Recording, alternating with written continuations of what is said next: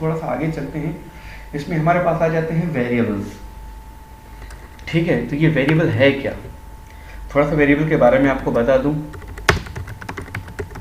Variable basically हम क्या कर रहे होते हैं, एक मोबाइल का मिसाल लेते हैं। आप मोबाइल के अंदर क्या करते हैं, बहुत सारी चीज़ें स्टोर कर रहे होते हैं, पिक्चर्स स्टोर कर रहे होते हैं, इमेजेस वीडियोस स्टोर कर रहे होते हैं, कुछ फाइल्स होती हैं स्टोर कर रहे होते हैं। तो बेसिकली जो चीज़ें स्टोर हो रही होती हैं वो किस लोकेशन पे जाके स्टोर होती हैं, दैट इज़ कॉल्ड मेमोरी। तो वेरिएबल क्या है, वेरिएबल क्या कहा जाता है इसे, मेमोरी, यानी कि ऐसी मेमोरी जहाँ पर आप अपना डेटा स्टोर कर सकें। तो इट मीन्स प्रोग्रामिंग के अंदर हम क्या करते हैं, वेरिएबल क्रिएट कर रहे होते हैं। तो वेरिएबल का नाम कुछ भी आप रख सकते हैं, ठीक है, लेकिन वेरिएबल क्रिएट करने के लिए आपको क्या करना पड़ेगा, कुछ सिंटैक्स होते हैं वो यूज़ करने होते हैं और फॉलो करने पड़ते हैं, ठीक है। तो PHP के अंदर वेरिएबल क्रिएट करने के लिए सबसे पहले आपको क्या करना पड़ेगा, $साइन का सैम्पल यूज़ करना पड़ेगा। उसके बाद आप कोई भी कैरेक्टर पास करेंगे। आपने ए लिखा, ठीक है, इट मीन्स आपने एक वेरिएबल डिक्लेयर कर दिया। इसका मतलब ये है कि आपने एक वेरिएबल बनाया हुआ है, ठीक है। इसे कहा जाता है जस्ट डिक्लेरेशन, ठीक है। जिस डिक्लेरेशन का मतलब ये होता है कि आपने एक वेरिएबल बनाया है लेकिन उसको कोई वैल्यू असाइन नहीं की है।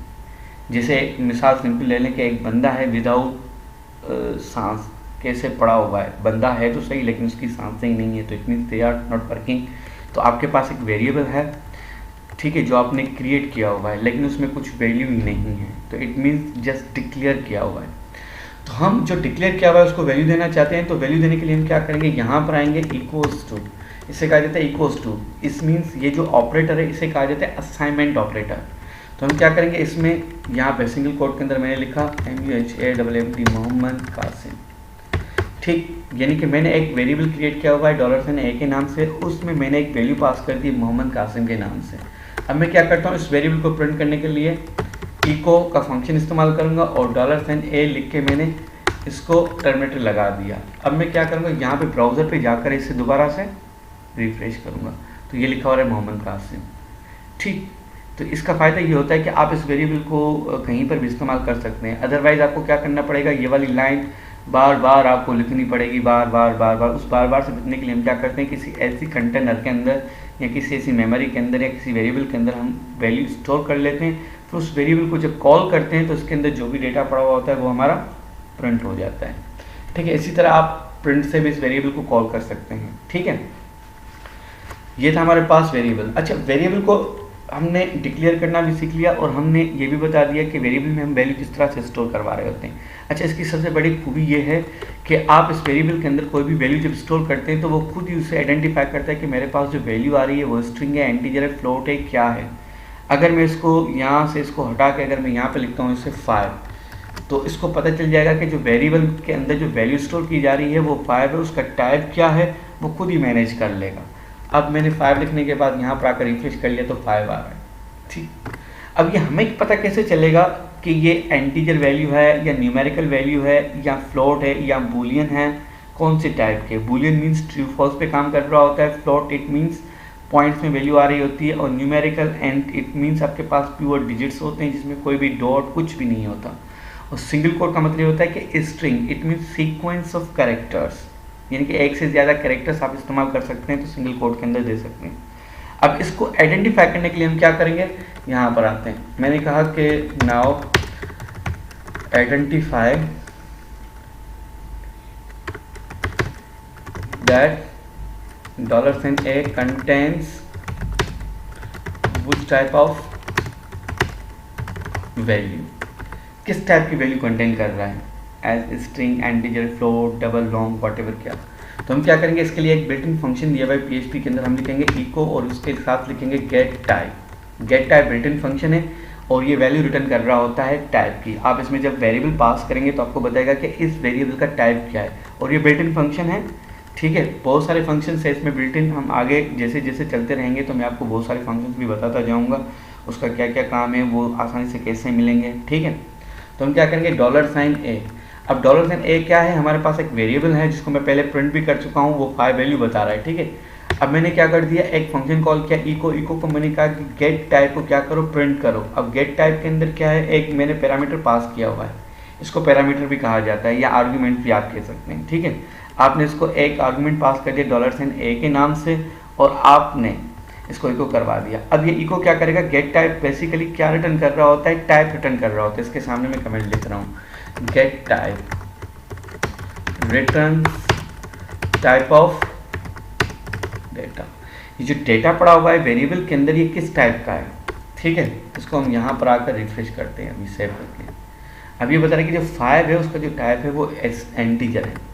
अब थोड़ा सा इसको हम यहाँ पर आकर मैंने इसे मिटा के यहाँ पर मैंने लिखा हुआ है डेल्विक, ठीक, और यहाँ आकर मैंने इसे रिफ्रेश कर लिया। तो ये देखो मुझे बता रहा है डेल्विक जो है वो स्ट्रिंग है। इसको थोड़ा सा ब्रेक करते हैं ताकि अलग अलग हमें पता चल जाए। अच्छा, ये इको करने के बाद फिर मैंने यहाँ पर आकर गेट टाइप से पहले मैं क्या कर रहा हूँ, यहाँ पर आकर मैंने सिंगल कोड दे दिया, डॉट लगा दिया। इसके अंदर मैंने आकर इसको कहा BR, ऐसे भी कर सकते हैं, आपकी मर्जी है। यहाँ आपने कहा कि थोड़ा सा घिचमिच हो रहा है कोड का, तो आप इसको अलग लिख सकते हैं, यहाँ पर आकर इको BR, और यहाँ आकर आपने इसे स्पेस भी दे दिया लाइन के बीच में। अब ये क्या करेगा, आपके पास गेट टाइप न्यू लाइन पे चला जाएगा और बताएगा कि ऊपर जो डेल्विक आपने लिखा हुआ है इसका टाइप क्या है, स्ट्रिंग। अच्छा, उसके अलावा हमारे पास और भी हैं। मैंने कहा ये तो इंटीजर और स्ट्रिंग तो इसने मुझे बता दिया। अब मैंने तो लिखा हुआ है ट्रू लिखने के बाद यहाँ पर आकर मैंने रिफ्रेश कर दिया तो मुझे बता रहा है 1। इट मीन्स जब ट्रू वैल्यू हम किसी को पास कर रहे होते हैं तो PHP के अंदर वो बता रहा होता है 1। इसका मतलब ये है कि 1 यानी कि आपके पास बिट ऑन है, और वैल्यू बता रहा है, टाइप बता रहा है बूलियन में हमारे पास 2 तरह की वैल्यू होती है, 0 1 या ट्रू और फॉल्स। ये वाली 2 वैल्यूज टाइप की आती हैं, ठीक है। अगर मैं इसमें लिखता हूँ यहाँ पर आकर 5.5 और यहाँ आकर मैंने कर दिया रिफ्रेश। अब मुझे बता रहा है 5.5 जो है इसका डेटा टाइप क्या है, डबल। इट मीन्स इसमें फ्लोट होता नहीं है, क्योंकि फ्लोट होता तो इसमें एप लगाना पड़ता, तो इन्होंने डायरेक्ट डबल दे दिया कि वैल्यू आपकी कम हो ज़्यादा हो, वो एज अ डबल के तौर पे उसे इस्तेमाल करेगा। आप वेरिएबल क्रिएट कर रहे हो $, आप उसको अंडरस्कोर भी देके क्रिएट कर सकते हो, ABC आपने वेरिएबल क्रिएट कर दिया। इट मीन्स वेरिएबल का नाम कुछ भी रख सकते हैं, कुछ भी। इक्वल्स टू लगा के आपने इसमें वेरिएबल की वैल्यू पास कर दिया, आपने लिख दिया BBC न्यूज़ कुछ इस तरह से, ठीक है। और यहाँ पर आकर आपने इस वेरिएबल को भी प्रिंट करना है, इको $_ABC टर्मिनेटर लगा दिया आपने, और यहाँ पर आकर आपने इसको सेव करके रिप्रेजेंट भी कर दिया। तो क्या बता रहा है, डबल के साथ हमारे पास आ रहा है BBC। इट मीन्स ये $_ABC के नाम से जो मैंने वेरिएबल क्रिएट किया हुआ है उसमें वैल्यू पड़ी हुई है BBC, उसको प्रिंट कर रहा है। और यहाँ आकर मैंने लगा दिया ABC अंडरस्कोर और रिफ्रेश कर रहा हूँ, अभी ABC आ गया, और आप उसको प्रिंट किसी और के नाम से करवा रहे हैं।